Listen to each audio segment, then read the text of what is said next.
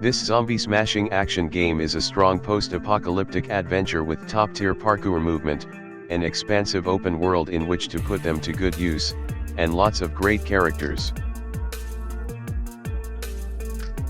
Sticking largely to the plan laid out by its surprise hit predecessor in 2015, Dying Light 2 takes place in an excellent, highly explorable city where the rooftops are home to eccentric survivors who have become masters of parkour, scavenging, and chopping zombie heads off with assorted sporting equipment.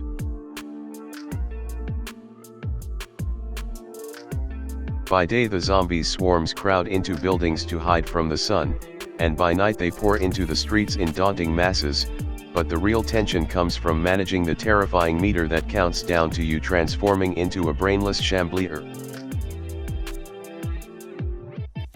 The distinct feel to each part of the day-night cycle creates a balance in what types of things you'll get up to.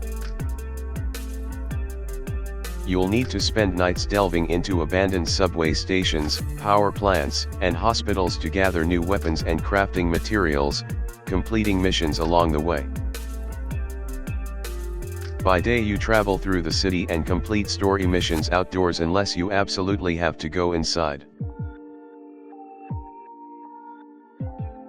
As you level up, a repertoire of over 20 unlockable parkour skills allows you to navigate the city in new ways, including running on walls, sliding under tight spaces. Combat against humans and zombies alike can also be a lot of fun as you drop kick faces, dodge and parry attacks, and lop off arms, legs, and torsos. Even when combat isn't challenging, there are so many fun options for finding inventive ways to kill a whole room of bandits or bloodthirsty brain eaters that it's rarely a tedious undertaking.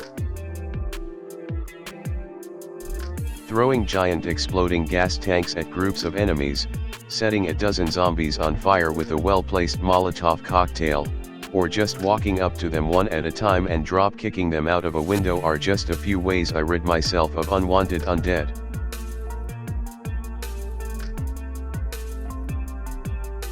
Speaking of killing things, it's almost entirely done up close and personal.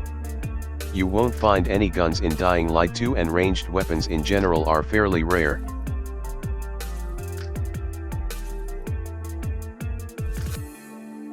That said, since Aiden is mostly along for the ride by involving himself in the lives of other characters, you spend a lot of your time hearing from people who are a lot more compelling.